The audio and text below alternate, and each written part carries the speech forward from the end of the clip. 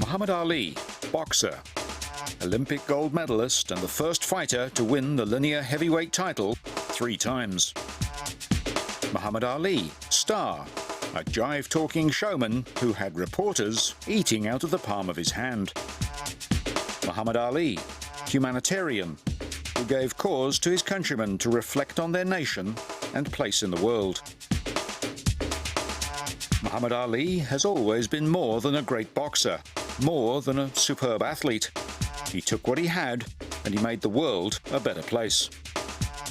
Well, Ali has sort of captured less our imagination, which he did 40 years ago in the Olympics at Rome, and 30 years ago when he came back for the greatest fight in the last almost half century.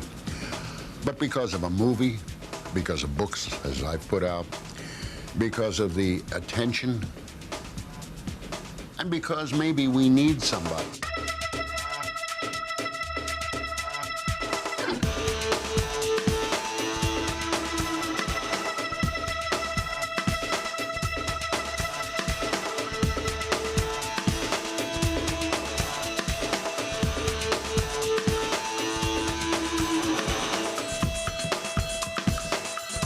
Louisville, Kentucky. It's often said that it's either the northernmost southern city or the southernmost northern city in the United States. Muhammad Ali was born here in January 1942. Now he's one of Louisville's favorite sons, but he grew up in a city still racially segregated according to America's Jim Crow laws. His parents, Cassius and Odessa, named him Cassius Marcellus Clay Jr. The family lived in a clapboard house at 3302 Grand Avenue. It's still there, and so is Lawrence Montgomery, a neighbor of the Clays.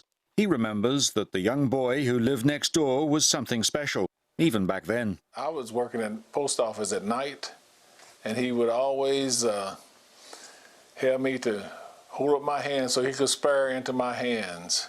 He'd always do that every morning. Then he would run to school. He would run beside the bus. He wouldn't get on the bus. He would always want to run.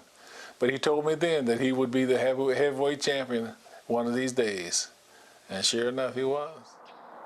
The future heavyweight champion used to spar under this cedar tree and started boxing so that he'd be ready if ever he came across the thief who stole a treasured bicycle.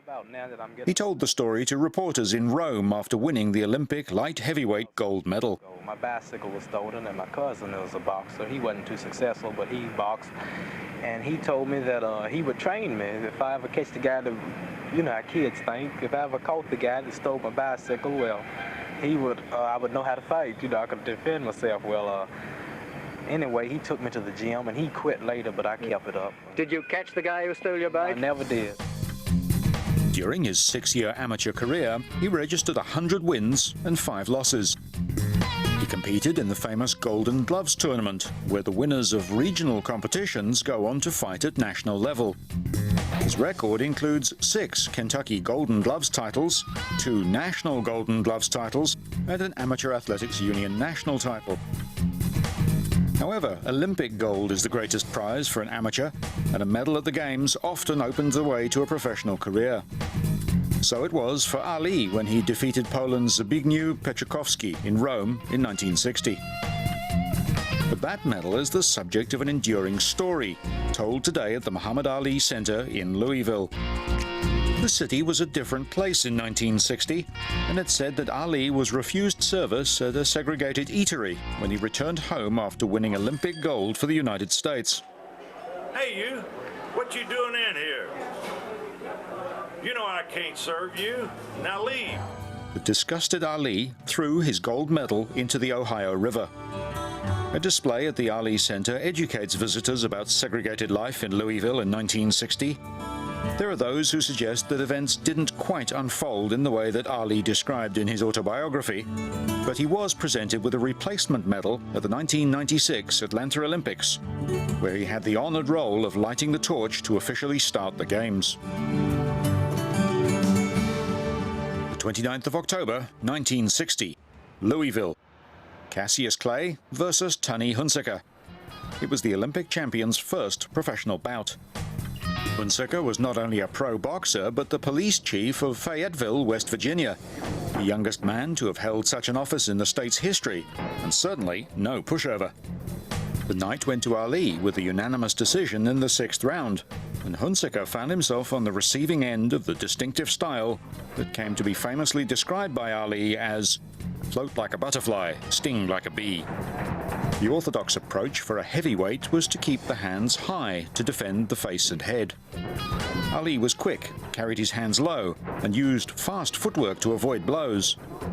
In his autobiography, Hunsaker recalled Ali's lightning speed and one of the hardest body blows he'd ever taken. After the fight, he told a friend he was sure that this Cassius Clay would go on to be world champion.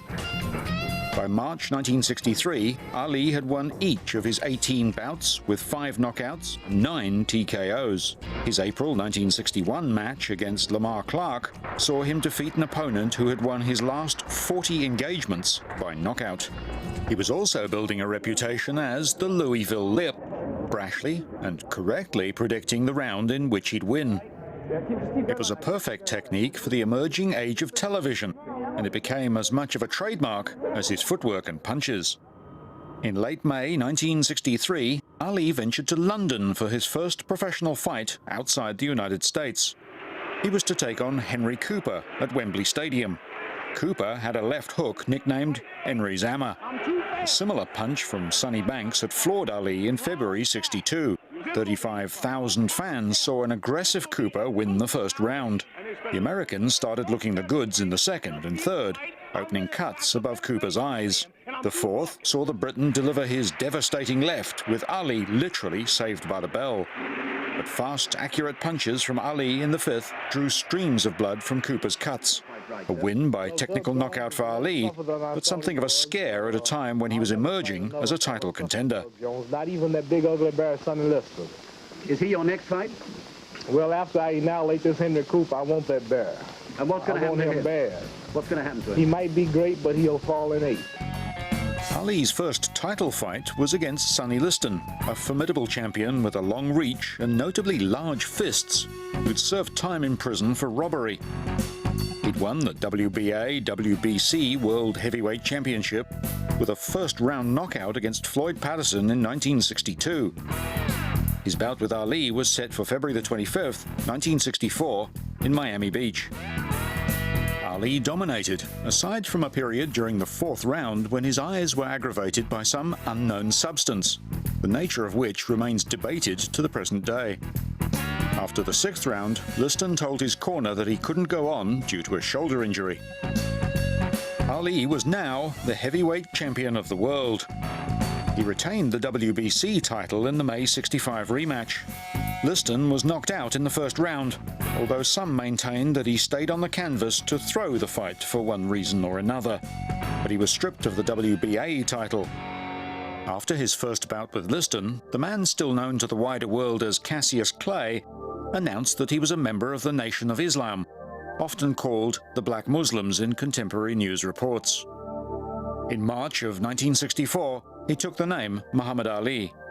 These were religiously and racially charged times in the United States, as the ideals of the civil rights movement clashed head-on with segregation laws that lingered in some parts of America. The teachings of the Nation of Islam swayed somewhat from moderate to controversial stands, reflecting the changing views of its leadership and its volatile position at the crossroads of race and religion at a time of great social change. It must have been difficult for anyone, let alone a celebrity athlete constantly in the public eye, to come to an understanding of their faith. In 1975, Ali embraced the Sunni denomination. His beliefs have been the key to his public life beyond the boxing ring, a man of compassion adored around the world. November 1965. Muhammad Ali is the WBC heavyweight champion of the world. He's made good on his boyhood boasts and fulfilled the promise that others had seen in him. Ali fought Floyd Patterson in Las Vegas in his second title defense. Patterson was a former champion and hoped to be the first man to win the heavyweight title 3 times. He lost by technical knockout towards the end of the 12th round. Ali was then to meet Ernie Terrell, who'd been awarded Ali's stripped WBA title in March 1966 in Toronto. However, Terrell withdrew from the engagement, and Ali fought Canadian George Chuvalo, who'd finished his 93-fight career in 1979, never once having been knocked down. At the end of the full 15 rounds, Ali won by unanimous decision. After the match, the champion was quoted as saying that Chuvalo was the toughest guy he'd ever fought. Ali's cornermen were taken by the way the Canadian just kept on coming. It was around this time that the US government revised its military draft classifications, and Ali was now assessed as qualified for unrestricted service. That decision set the scene for a fight every bit as tough as anything he'd encounter in the ring. Induction into the army would most likely lead to deployment to Vietnam. His growing religious understanding brought him to the belief that fighting in such circumstances was wrong, and he declared himself to be a conscientious objector. He returned to London in May 1966 to face Henry Cooper once again, this time with the WBC title at stake. He was popular with the British media, and they, by and large, respected his decision to change his name, addressing him as Muhammad, when many commentators in the US continued to refer to him as Cassius. He was unwilling to discuss the growing draft controversy at home, but talked candidly about the trademark persona he created. Well, all the talk, like for an example, the last time I fought Henry Cooper, I was saying that he must fall in round 5, and that's no jive. Little rhymes, I am the greatest, I am the king. The things that I was doing, they were only campaigning to the title. I saw in 1960 when I turned professional that I had a hard way to go to beat all the top contenders, so I had to overshadow them. Predicted and been blessed and successful enough to fulfill my predictions, and calling the rounds and writing poems and weigh-in disturbances and challenging my opponent on the street, and this was controversial and it was colorful, and I overshadowed all the contenders, and the promoters are the ones who promote the fights and who put up the money. Well, I was a bigger draw than Eddie Machen at the time, than many top contenders, so this threw me right into the championship fight, and I won, but that was only campaigning. Like a mayor, a man running for some office, he walks the streets, he picks up babies, he shakes their hands, he campaigns. Then when the man is in office, it's hard seeing him. You need a necktie, or a suit, or an appointment. And he settles down to the job then. Right, so I'm in office now, I'm the heavyweight champion of the world, and I don't have to talk no more and say I'm the greatest, because people tell me I'm the greatest. These promotional techniques and tactics were emulated by many others over the following decades. Muhammad Ali had changed the way fighters present themselves to the media. Before the fight, Ali made much of seeking to punish Cooper for having the temerity to knock him down in 1963. He retained the WBC title after the fight was stopped in the 6th of a scheduled 15 rounds. As in their earlier fight, cuts around the Briton's eyes began to bleed profusely. Again, Cooper was otherwise fine. It wasn't the way Ali would have wanted to win, and his comments afterwards stood in marked contrast to his Louisville lip showmanship. I just hate that the fight ended the way it did with him cut like that. I hate to see blood, and I don't like to see people hurt so bad. And just weakened me, and I just couldn't stand the punch after I saw him bleeding. I just had to stay off of him and wait for the referee to stop it. But I think the referee should have stopped it the minute he was cut, because it was that bad.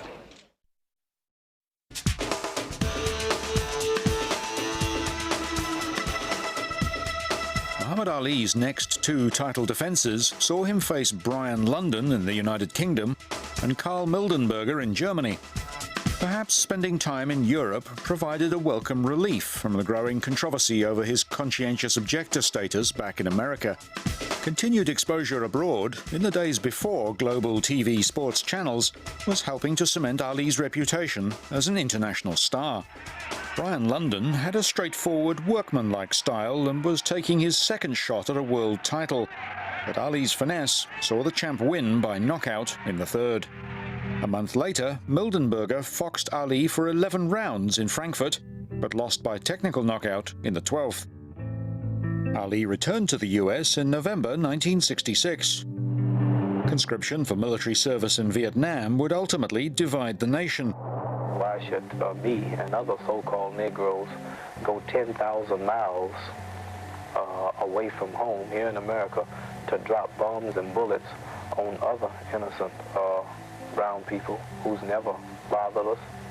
And I will say directly, no, I will not go. Ali had applied for conscientious objector status, provided for by the law, as one whose religious beliefs were incompatible with taking up arms.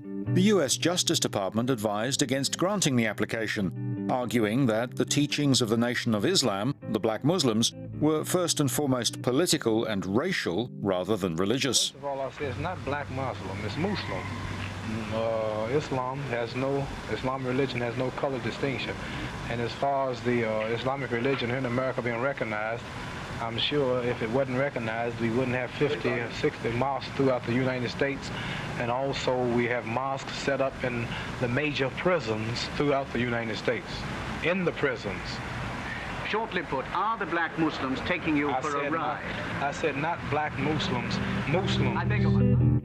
Ali's objections to war were based on his religious beliefs, but the politics of civil rights and the conflict in Vietnam were hard to separate from the immorality of war in general.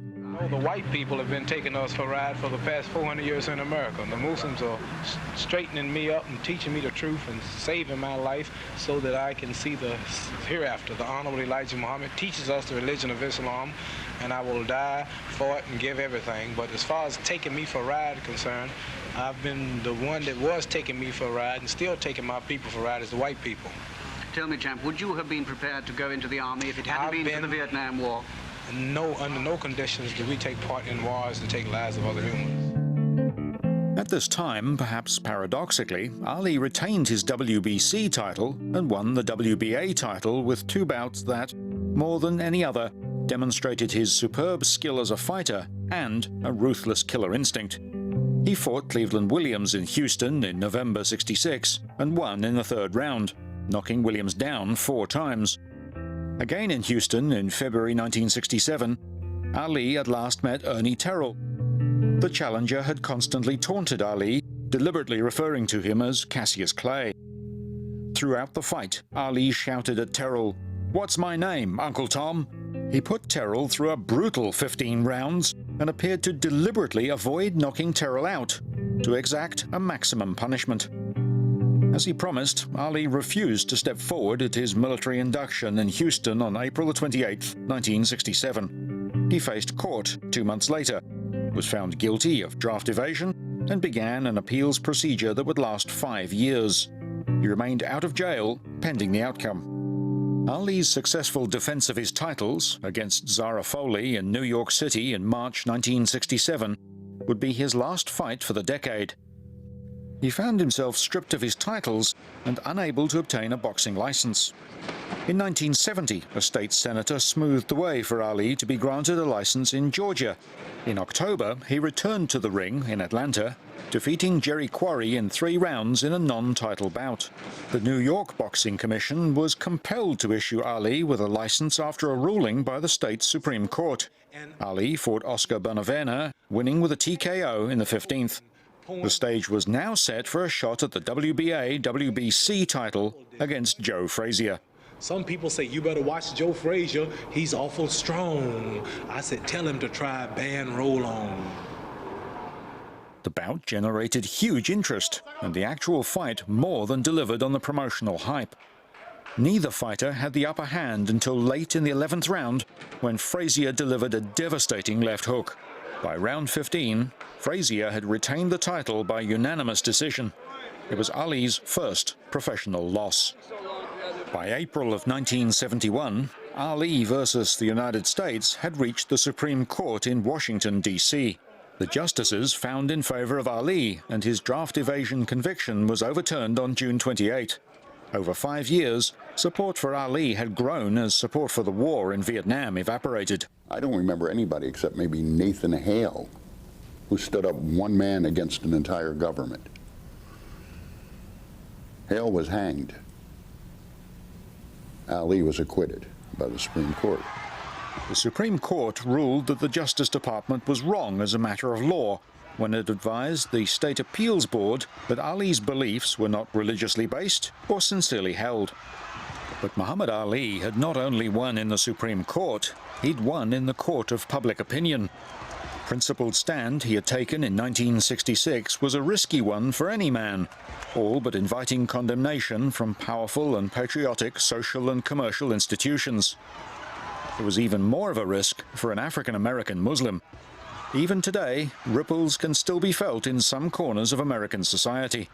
When you look at what occurred here post-Vietnam and the naming of Muhammad Ali Boulevard only passed by 1 vote. So there's always kind of been a love-hate relationship. There are people who embrace him.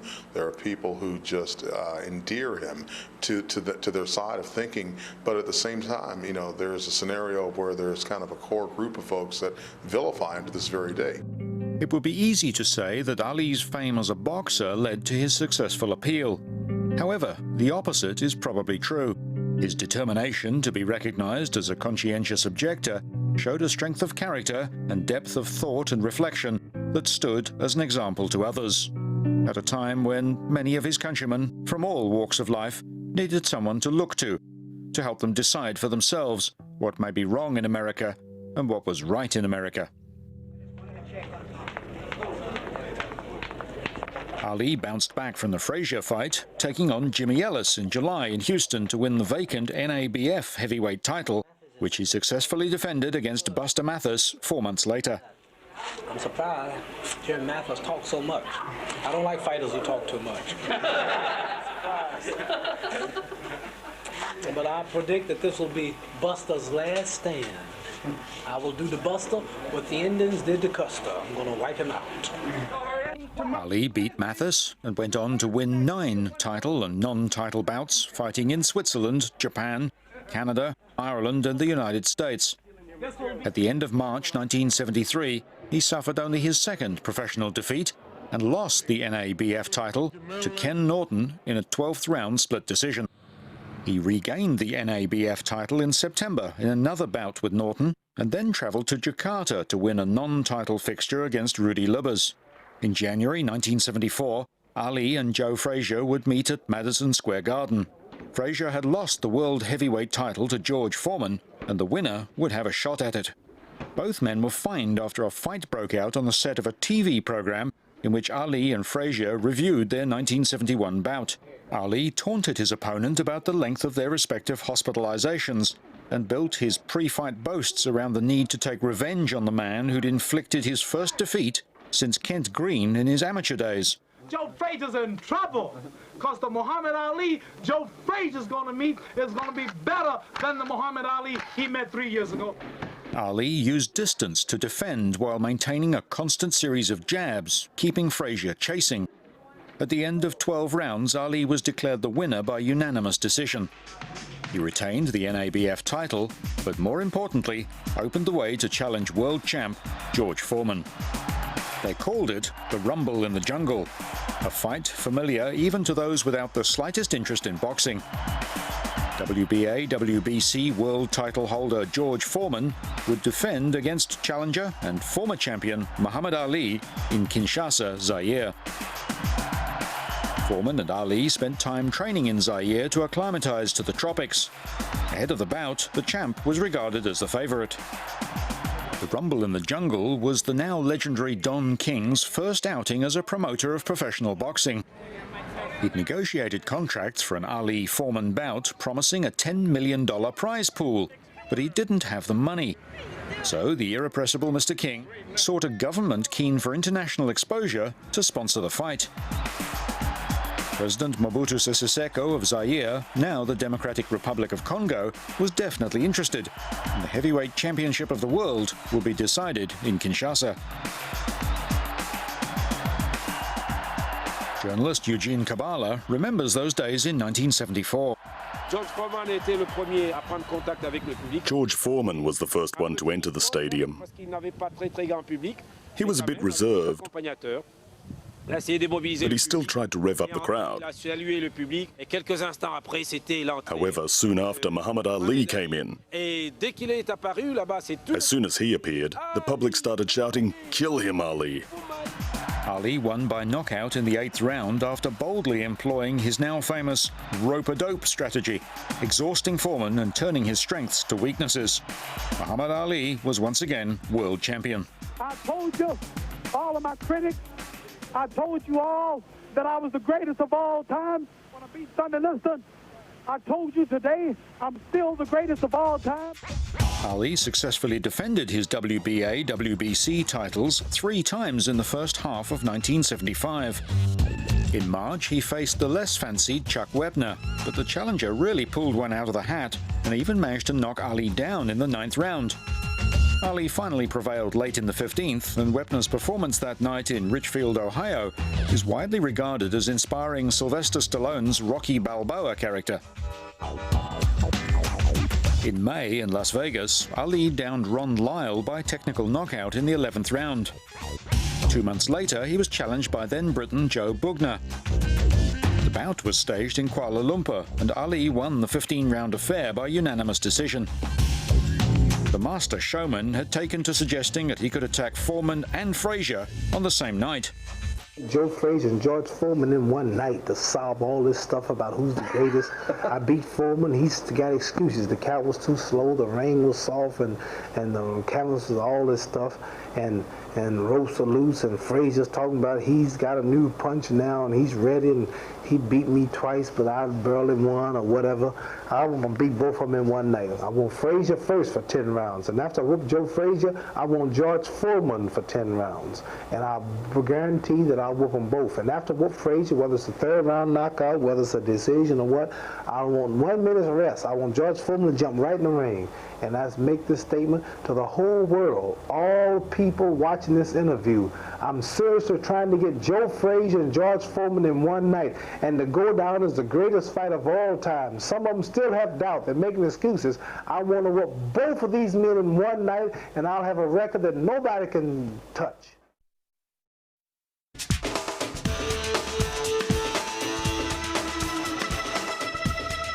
September 1975. Muhammad Ali is at his peak and preparing once again to fight arch-rival Joe Frazier.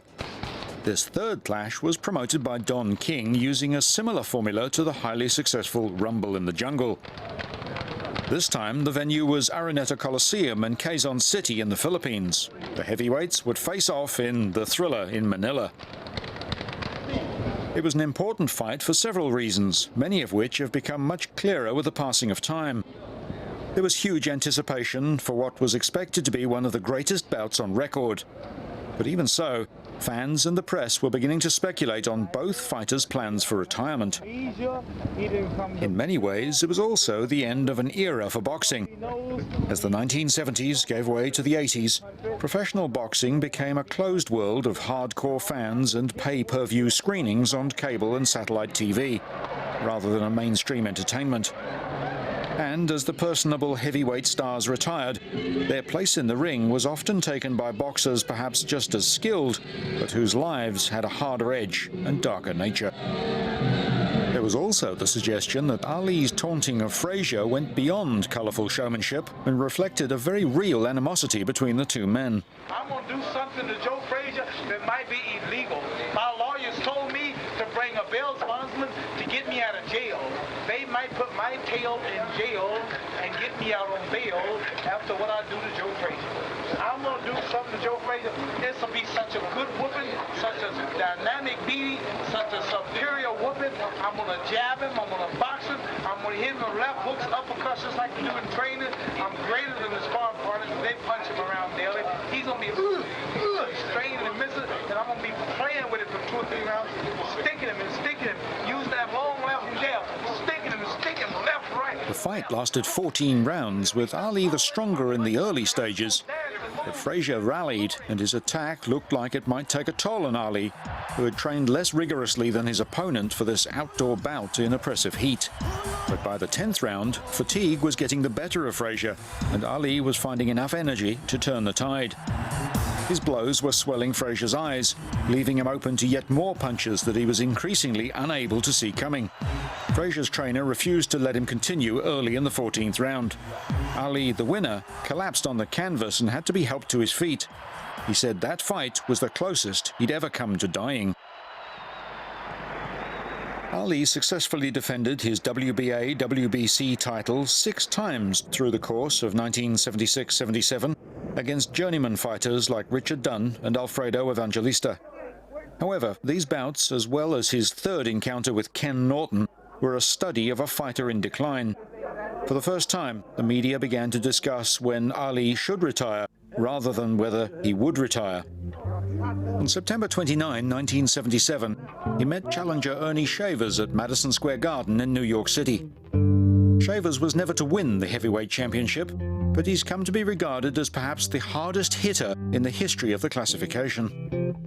Ali was almost knocked out in the second round. At the start of the 15th, he was suffering badly. But the last minutes saw a classic Ali display, and he'd done enough to win a points decision and retain the title. In February 1978, Ali finally lost his crown to Leon Spinks, a Montreal Olympic gold medalist fighting just his 8th professional bout.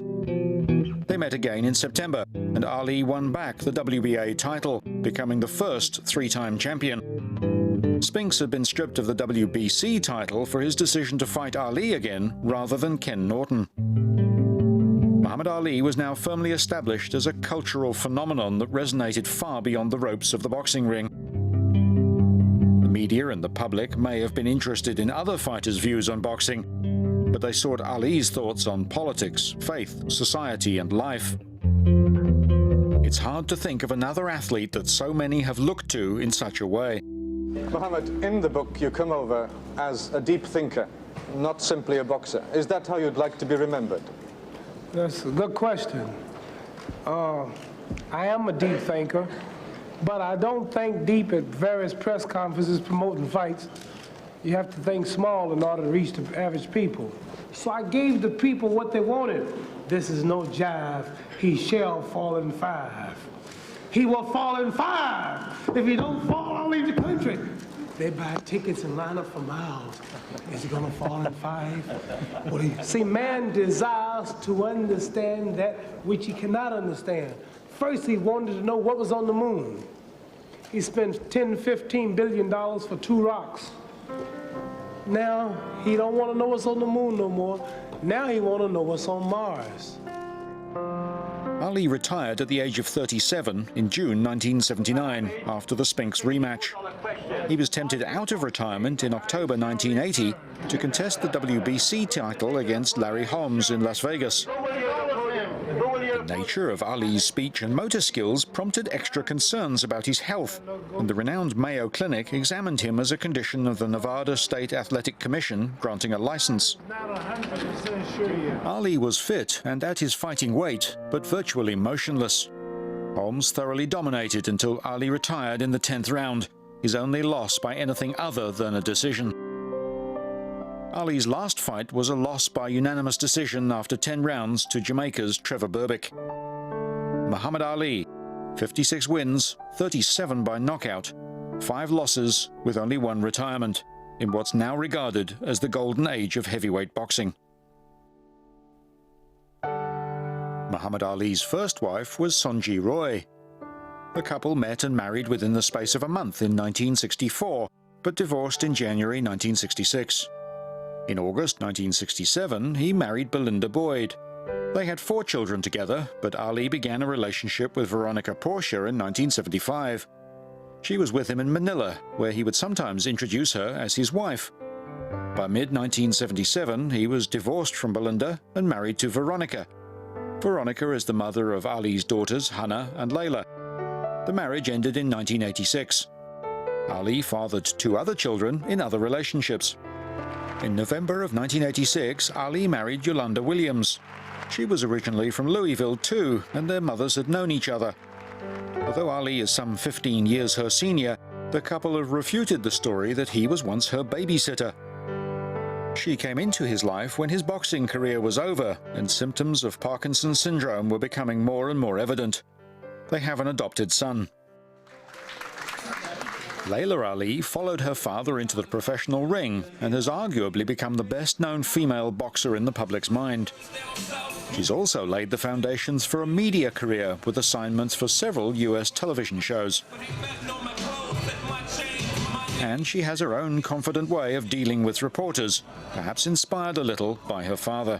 I train very hard, stay focused, and just get ready for another victory.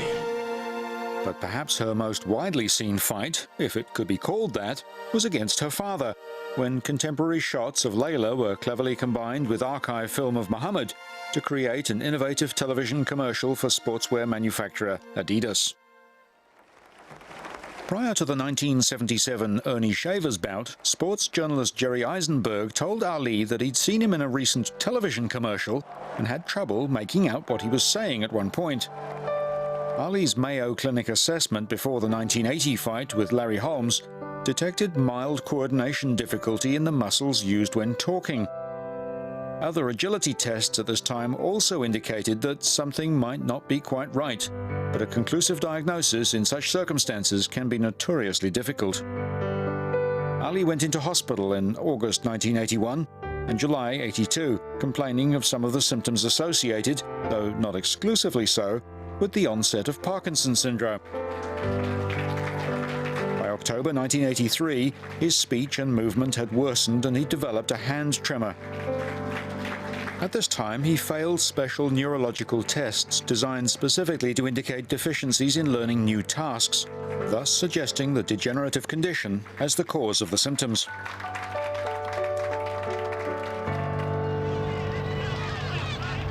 At the height of America's involvement in the conflict in Vietnam, Muhammad Ali, a sporting fighter, made his views on real violence and the cost of war clear to a society that was still unsure of how to deal with such public displays of conscience.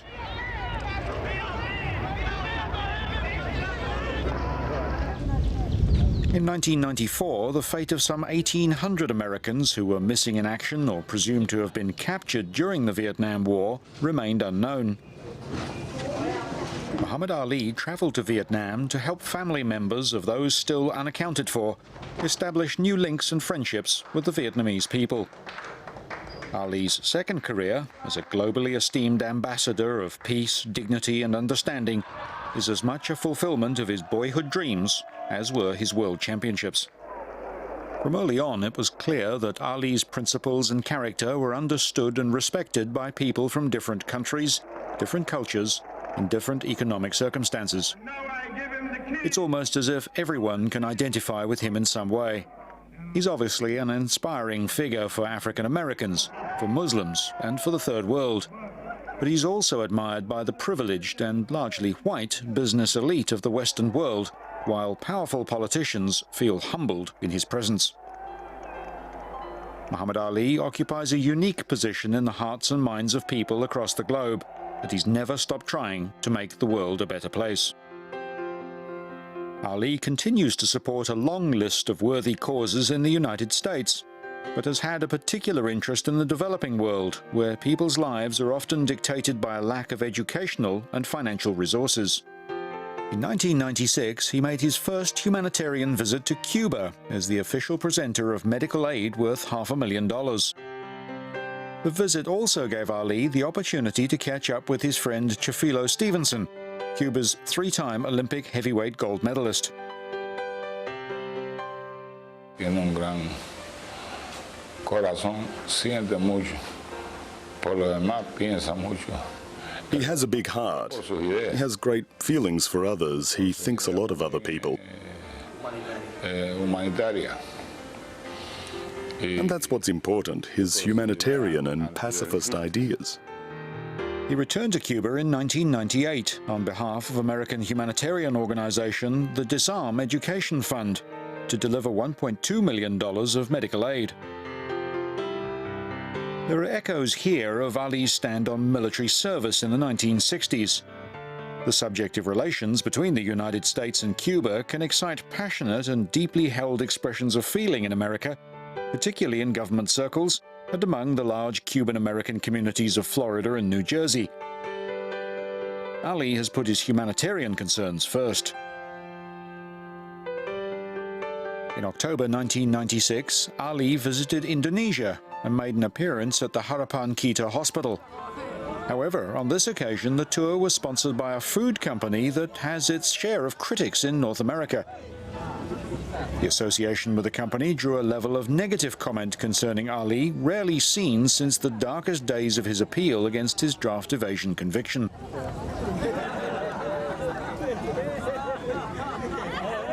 Perhaps the association has tarnished Ali, as some have suggested.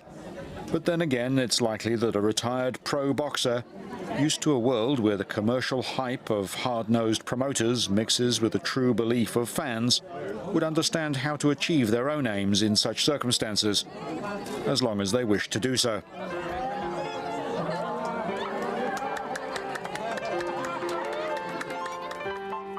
The United Nations awarded him the Ambassador of Peace citation, and in that role, he visited Afghanistan in 2002 on behalf of the UN Children's Fund and the World Food Programme. Emerging critics have labelled visits such as this as mere photo opportunities, but the UN believes they have an intrinsic value, and Ali, a wealthy man who could stay at home, especially given his need to manage the ever-worsening effects of a debilitating disease, continues to do what he can.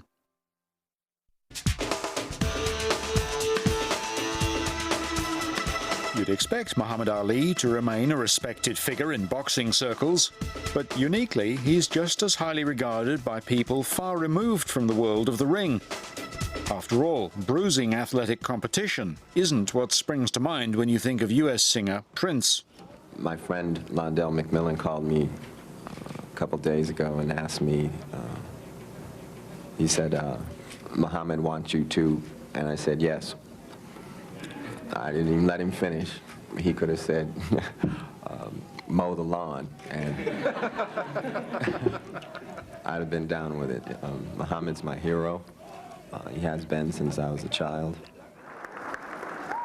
In 2003, Ali received a standing ovation from publishers and authors at the Frankfurt Book Fair.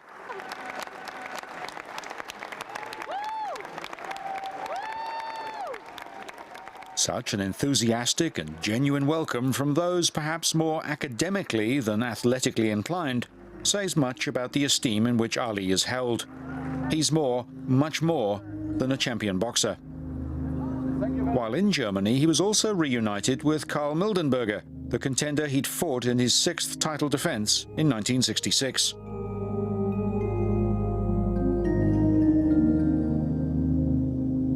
Muhammad Ali has dedicated his life since exiting the ring to highlighting what brings people together, not what sets them apart.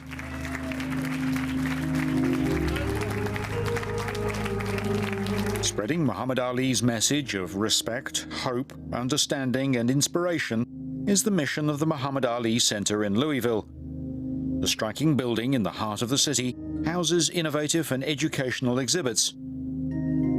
Fight fans can follow Ali's rise to sporting greatness, but they'll also learn about what's really important to the man himself. From childhood to today, he, in anything for which he has confronted in life, he has stood tall and has fought the good fight. It's been more than 40 years since Muhammad Ali risked his reputation, his livelihood, and even his freedom. But his standing is as strong as ever with visitors to the center. Just since I was a little child, me and my father, we went to the boxing matches and always admire him as an athlete and what he stood for in life. And after his boxing career was over, what he did around the world, like an icon, like a president, he's just done so much for everybody. I would like to say that he's probably one of the greatest role models of all time, not only to his generation, but several on beyond. And in November 2005, a man who had faced imprisonment by his government 4 decades earlier was awarded his nation's highest civilian honor. The Presidential Medal of Freedom is conferred on those who have made an especially meritorious contribution to the United States, world peace, or other significant endeavors.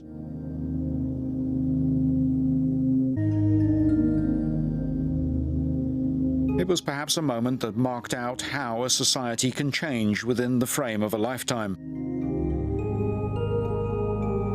A month later, he became the 10th recipient of the biennial Otto Hahn Peace Medal. Awarded by the United Nations Association of Germany, it honors those who've given outstanding service to the promotion of peace and international understanding.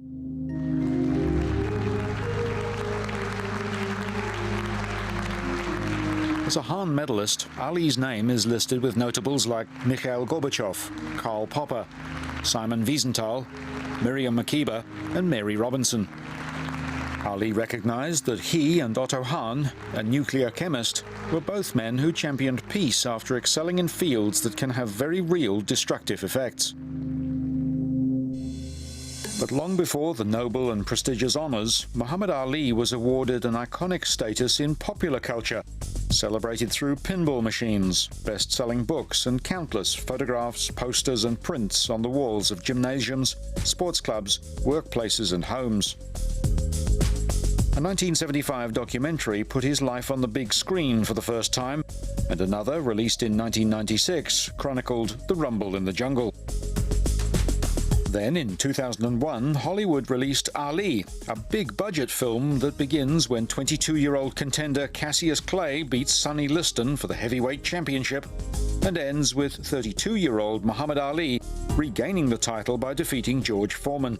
The title role was played by Will Smith, who was on hand for the London premiere. He was nominated for an Academy Award for Ali.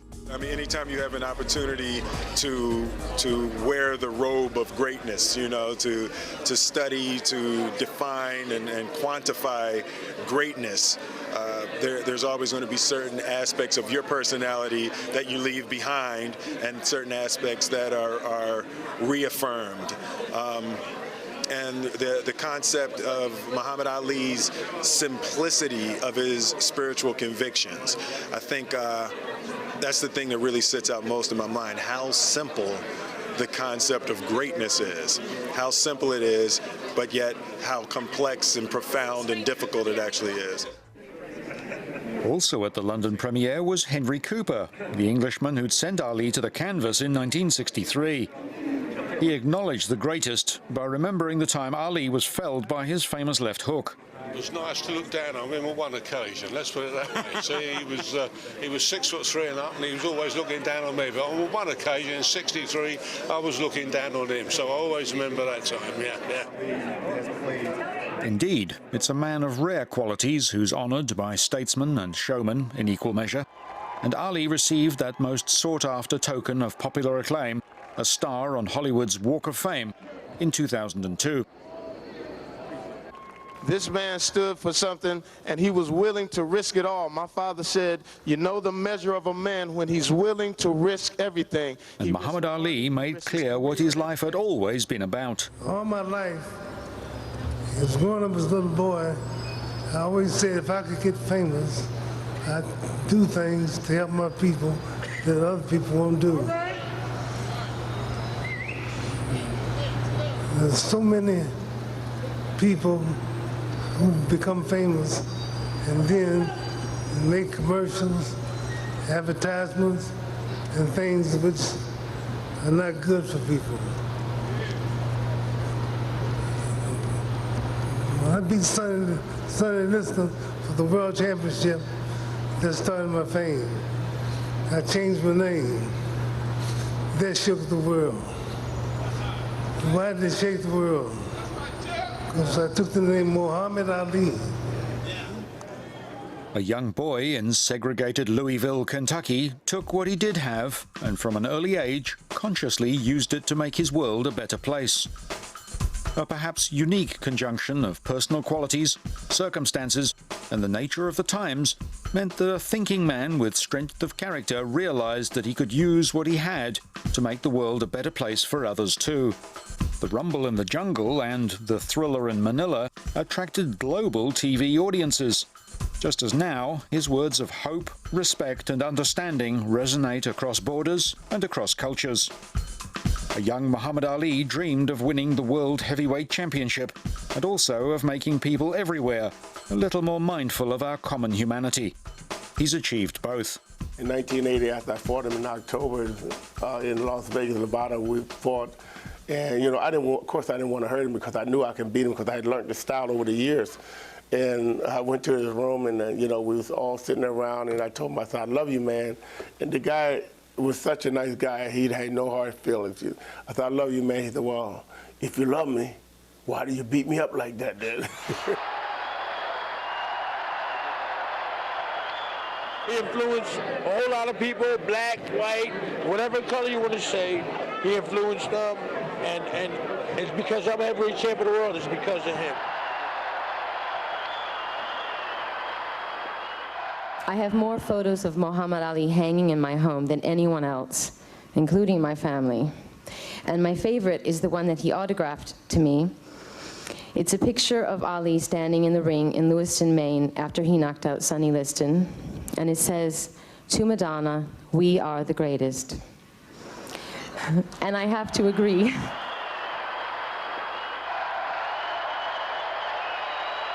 I remember it, 76, 77, Muhammad Ali took out a free day, came and visited us and talked to all the kids. Must be a couple of 1,800, 2,500 kids that's in this reformatory. And he took the time to talk to all of us. What makes him the greatest fighter is that he simply had skills that exceeded anyone's expectations. The fastest, the best, the most positive, and they'll never see the likes of him ever again. He is exactly what he seems to be. There are no pretenses here. He's a very loving man, very kind man, very generous person, but he's also very sure of who he is, very comfortable in his own skin, and always free to be Muhammad Ali. For whatever reason, Muhammad Ali today is this magic man, really. I mean, if God hadn't made him, I think somebody would have invented him. I am the greatest.